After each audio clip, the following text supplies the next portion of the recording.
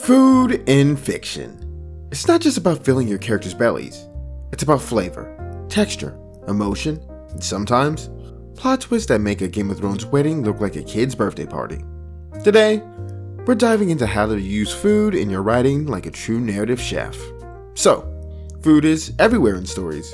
It's in the grand feast of fantasy worlds, the quick meals between action scenes, and the intimate dinners that reveal more about characters than any amount of exposition. But how do you use it effectively? Well, I've put quite a bit of thought into this since 1. I like incorporating food when and where I can. 2. I just like cooking in general. It's one of my hobbies. And 3. I don't want another pocket burger situation. If you've never heard the pocket burger story, I'll share it as a bonus at the end of this video. At any rate, let's get started. First up, show, don't tell, through food. Instead of having a character say, "I'm stressed," show it through their interactions with food. Maybe they're pushing food around on their plate, eating too fast, or staring blankly at a meal that's gone cold. Her fork hovered over the salad, untouched. It was wilting, but she hadn't noticed. Her mind was elsewhere. See, you didn't have to spell out that she's stressed. You feel it just through the interaction. Easy, effective, and tasty. Next, use all the senses when describing food. Don't just rely on how it looks. I mean, come on. How boring is the steak was browned? Get some smells in there. Some sounds. The sizzle of the pan, the crunch of the crust. You want to make your readers drool. Like this. The warm scent of cinnamon wrapped around her as the crust cracked under her fork, releasing the sticky apple filling. Now we've got texture, smell, and sound. It's like a feast in your mind. Food can also be a great tool for world building. In fantasy, sci-fi, or even dystopian settings, the kinds of food your characters eat says a lot about their world. Scarcity, they're eating bugs. A thriving kingdom, feast of roast meats, exotic fruits, and more goblets of wine than a wine mom on vacation. It can also tell us about culture and class. Maybe your wealthy characters dine on delicate pastries while your common folk are scraping by on stale bread. This contrast builds depth. But food isn't just about what's eaten.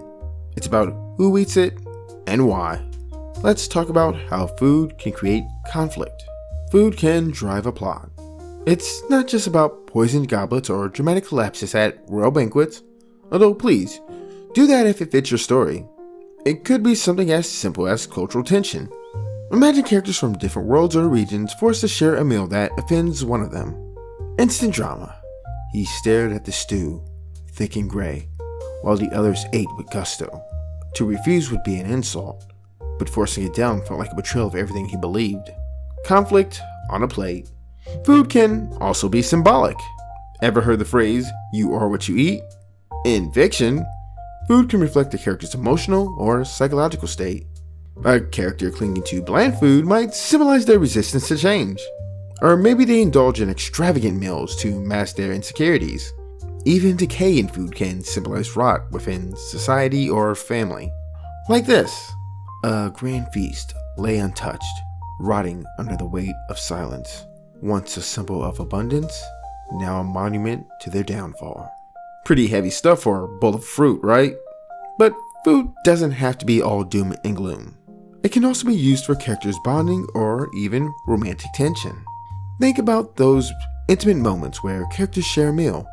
Maybe it's a couple cooking together, or friends passing a plate of food around a campfire. Food connects people, and these shared moments can reveal a lot about their relationships. He handed her the dish, eyes flicking nervously.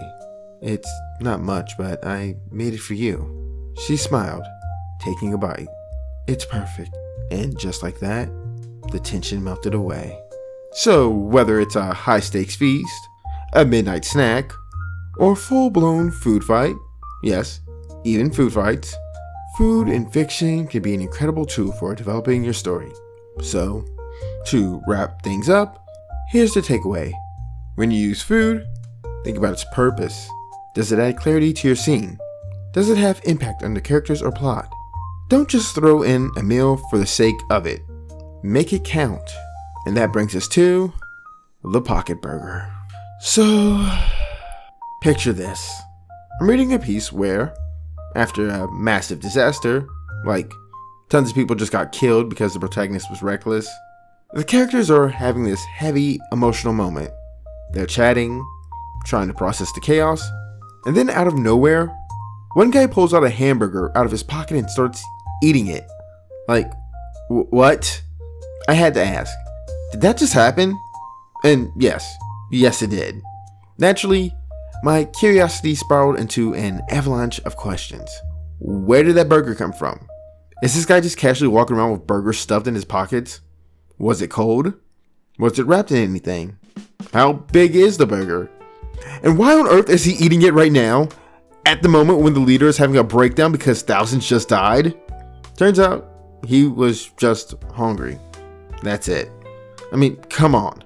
Purpose, clarity, and impact. This is not the time to whip out a burger from your pocket. It led to hilarity for everyone else as I spiraled into madness trying to figure out the logic behind this. So please, don't do this in your writing. Make sure that every food moment serves a real purpose in your story. Keep these things in mind, or else you'll end up making your reader questioning your character's snack choices instead of being invested in the plot.